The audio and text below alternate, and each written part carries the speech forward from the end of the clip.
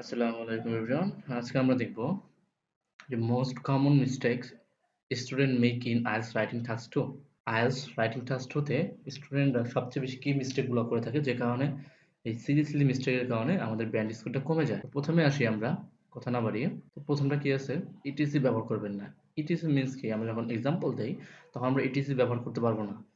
তো সেক্ষেত্রে আমাদের কি ব্যবহার করা যেতে পারে? এ অ্যান্ড বি মানে কি প্যাটার্ন ফলো করা যেতে পারে? এ অ্যান্ড বি এ।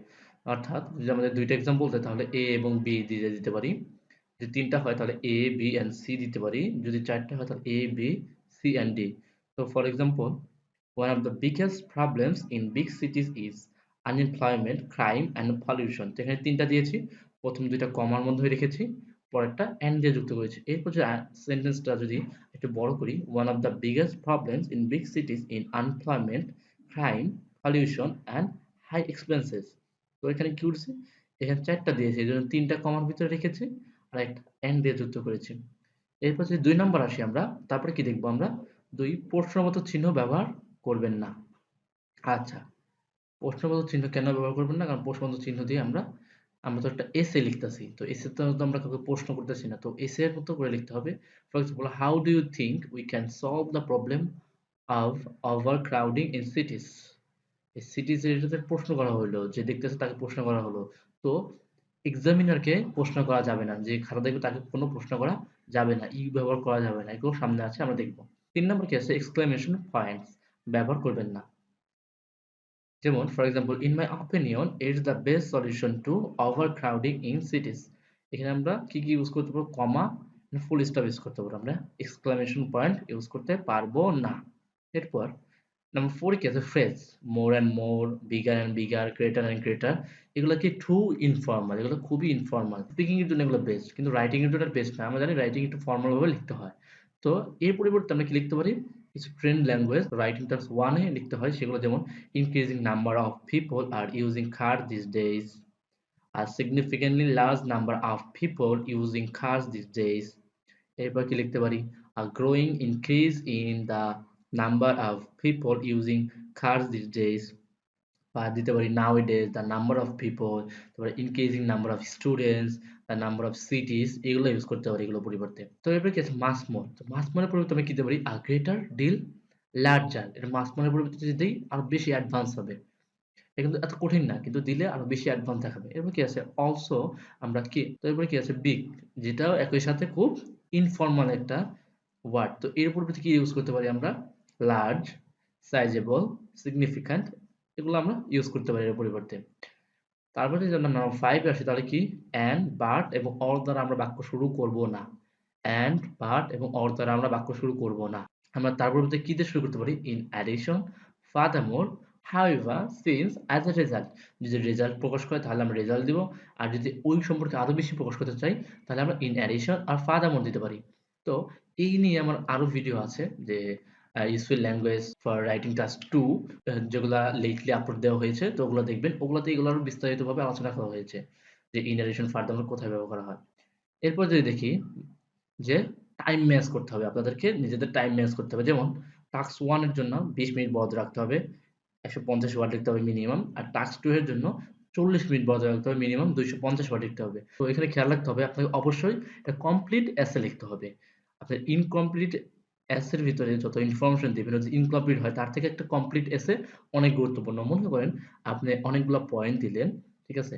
অর্ধেক আপনি শেষ করলেন একটা এসের, ধরেন টাস্ক 2 এসের অর্ধেক আপনি এবং আ তো টাস্ক 2 এসের এমন ভোকাবুলারি ইউজ করলেন, এমন সেন্টেন্স ইউজ করলেন যে কারণে আপনার টাস্ক করতে অনেক টাইম লেগে গেল।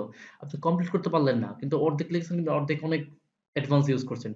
এতে আপনি মার্ক পাবেন না। কিন্তু এমন যদি করতেন যে এভারেজে টুকটাক ইউজ করছেন, কমপ্লেক্স, কম্পাউন্ড, সিম্পল ইউজ করে আপনি ফুলটা কমপ্লিট করেছেন। সো সেক্ষেত্রে আপনি মার্কটা বেশি পাবেন। এইজন্য আমাদের টাইমের ক্ষেত্রে বেশি লক্ষ্য রাখতে হবে। তো এরপর কি আছে? আমাদের কারেক্ট ভার্ব টেন্সেস ইউজ করতে হবে। যেমন আমরা জানি যে রাইটিং টাস্কে বেশিরভাগ জিনিসই সচরাচর জিনিস নিয়ে আসে। যে সচরাচর প্রশ্ন করে, যেমন nowadays young people are addicted to mobile phone or online game।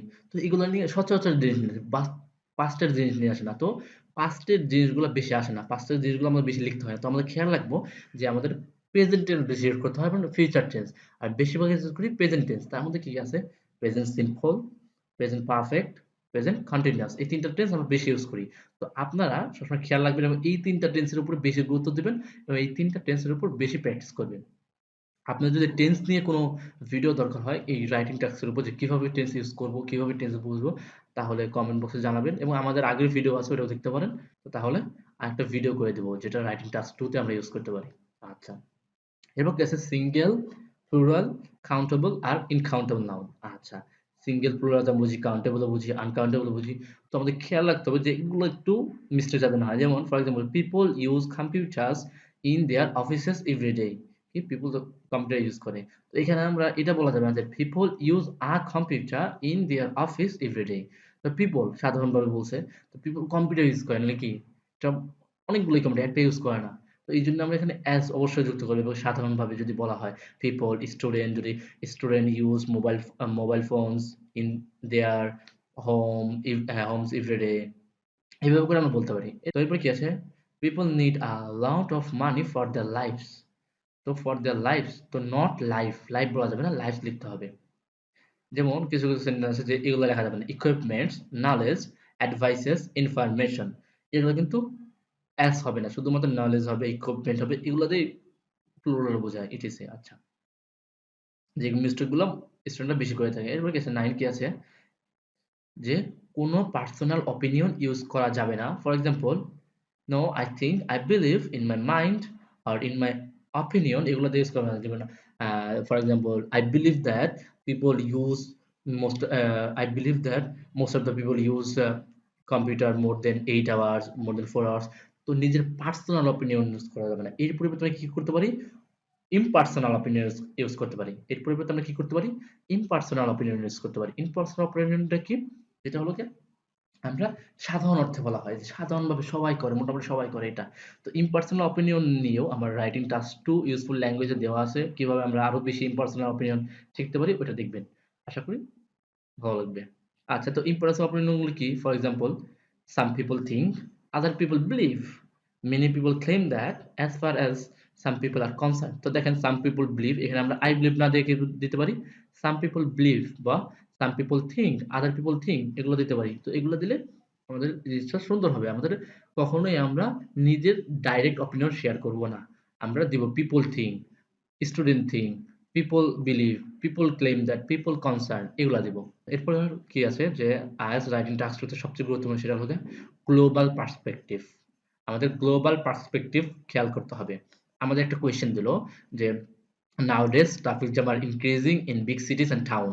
তো এইখানে আমরা কোনো মতেই শুধুমাত্র বাংলাদেশ নিয়ে বা অন্য দেশে যারা আছে শুধুমাত্র ওই দেশ নিয়ে কথা বলা যাবে না। আমাদের গ্লোবালি চিন্তা করতে হবে। যেমন ফর এক্সাম্পল যে কি আছে? Traffic in the city is a serious problem when you are traveling down Madison Avenue at rush hour। এটা স্পেসিফিক হয়ে গেছে যে স্পেসিফিক ওই জায়গাটা। এরপরে তুমি কি ইউজ করতে পারি? যে when people travel down busty street in urban areas during rush hours। এটা কি হয়েছে যে এটা স্পেসিফিক হয় না যে যেকোনো দেশেই যদি আমাদের যে রাশ আওয়ারে যদি ভিজিট করি তাহলে কি ট্রাফিক জ্যাম হবেই, ট্রাফিক জ্যাম হয়। তো এইটা তো আমরা ডিরেক্ট কোনো একটা স্পেসিফিক দেব না যে বাংলাদেশে হয়, ঢাকায় হয় এরকম দেব না।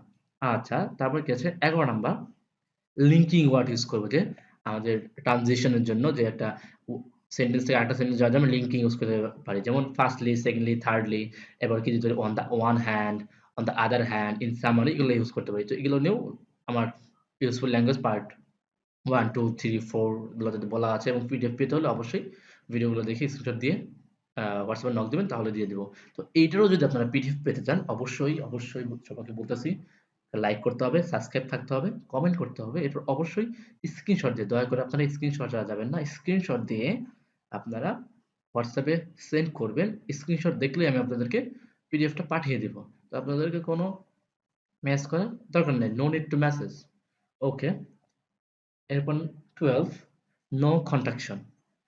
ফর এক্সাম্পল যে শুডেন্ট ইউজ করতে পারবো না। কান্ট ইউজ করতে পারবো না, ক্যান নট ইউজ করতে হবে। এরপর উডন্ট এটা ইউজ করতে পারবো না, উড নট ইউজ করতে হবে। শুড নট ইউজ করতে পারবো, শুডেন্ট ইউজ করা যাবে না। এরপর কি আছে? এটার নাম হচ্ছে কি pronoun out of the essay body paragraph. Body প্যারাগ্রাফে আমরা প্রোনাউনগুলো ঠিক রাখতে হবে। যেমন আমরা কি বলতে পারি? আমরা কি ইউ, উই, আই, আস এগুলো আমরা বাদ দেব। এগুলো আমরা বলব না। তার পরিবর্তে আমরা কি বলতে পারি? যে এখানে আমরা when you go abroad you will have a chance to experience new culture এটার পরিবর্তে আমি কি বলতে পারি? When a student goes abroad they will have a chance to experience new culture. You, I, us, we এগুলো আমরা use করব না। এগুলো ইউজ করলে আমাদের মার্ক কমে যায়, ব্যান্ড স্কোর কমে যায়। তো সিম্পল কিছু কারণে আমাদের ব্যান্ড স্কোর কমে যায়। তো এগুলো আমরা খেয়াল রাখতে হবে। এরপর একটা জিনিস কি? আমাদের কনফিউজ হয় ইফেক্ট অ্যান্ড অ্যাফেক্ট। মনে রাখতে হবে effect is a noun and affect is a verb. এরপর কি আছে? যে ইন্ট্রোডাকশনে আমরা অবশ্যই যেটা লিখতেছি বা যেটা লিখবো অ্যাডভান্টেজ বা ডিসঅ্যাডভান্টেজ তো ওখানে বলে দেব না সরাসরি যে আমরা এখানে এটা লিখতেছি। যেমন আমরা বলব না ইন দিস এসে I will discuss the advantage and disadvantage of studying abroad. এখানে আমরা বলব না যে আমরা এইটা নিয়ে আলোচনা করবো ওইটা নিয়ে আলোচনা করবো। ঠিক আছে? এর পরিবর্তে আমরা কি লিখতে পারি? যেমন দিস এসে will show both the positive and negative benefit of studying abroad. তো এখানে কি আমরা এইভাবে লিখতে পারি। এখানে কি ডিসকাস করবো এটা না দিয়ে আমি কি ডিসকাস করবো ওই যে এর আগেই বলেছি যে আই উই ইউজ এগুলো দিব না। তাহলে দিস এসে উইল মানে দিস এসে এই এসে করবে। তো এটা আরো বেশি সুন্দর। এটা মার্ক বেশি পাওয়া যায়। ওগুলোতে একটু মার্কেটে দিতে পারে। যে এক্সামিনার চায় মিস্টেক এগুলো একটা এক ধরনের মিস্টেক। আচ্ছা এরপর কি আছে? অ্যাবসোলিউট এভয়েড করো। অ্যাবসোলিউট মানে কি একদম বলে ডিরেক্ট কথায় এভয়েড করো। যেমন be careful of using 100% and 0% statement. মানে একদম 100% দিয়েও কিছু বলব না, আবার 0% দিয়েও কিছু বলব না। মাঝামাঝি। যেমন আমরা যদি কি ইউজ করা যাবে না এটা আগে দেখি। When everyone goes abroad they always suffer homesickness. এটা আমরা ডাইরেক্ট বলছি যে সবাই সাফার করে, সবসময় সাফার করে। কিন্তু এটা তো আমাদের এটা আমাদের ভুল প্রমাণ করা সহজ হবে। কারণ সবাই করে না। তো এর পরিবর্তে আমরা কি লিখতে পারি? When people goes abroad যে people মানুষেরা করে, সবাই করতে পারে না। মানুষ করে, কত মানুষ করে? কম মানুষ হতে পারে, বেশি মানুষ হতে পারে। They often suffer homesickness যে তারা মাঝে, মাঝে হোমসিকনেস এ ভোগে। তো এইখানে আমাদের কেউ ভুল প্রমাণ করতে পারবে না। হ্যাঁ, মাঝে, মাঝে ভুগতেই পারে। অ্যান্ড সবাই ভোগে না, মাঝে, মাঝে ভুগতেই পারে। এরপরে কি আছে? Don't use the thing. Thing is use করব না। আমরা এর পরিবর্তে এই থিংটা কি এটা নিয়ে সাচ আস দিয়ে বা এক্সাম্পল দিয়ে আমরা আলোচনা করব। যেমন আমরা ইউজ করব না when students go abroad they have opportunity to experience many different things. এখানে আমরা কি দিতে পারি? When students go abroad they have opportunities to experience many different things such as new culture and make new friends. তো কি, কি হইতে পারে এরকম একটা এক্সাম্পল বা ২ টা এক্সাম্পল আমরা দিয়ে দিব। শুধু শুধু থিংস আমরা ইউজ করব না। তো আজকে এই পর্যন্তই। তো যাদের এই পিডিএফটি প্রয়োজন হবে অবশ্যই, অবশ্যই আবারও বলব, অনুরোধ করব। চ্যানেলটি সাবস্ক্রাইব করবেন, কমেন্ট করবেন, লাইক করবেন। এরপর স্ক্রিনশটটা দিয়ে আমার হোয়াটসঅ্যাপে সেন্ড করে দেবেন। তাহলে হবে। আপনাদের কোনো মেসেজ করতে হবে না। তো আজকে এই পর্যন্তই। আল্লাহ হাফেজ।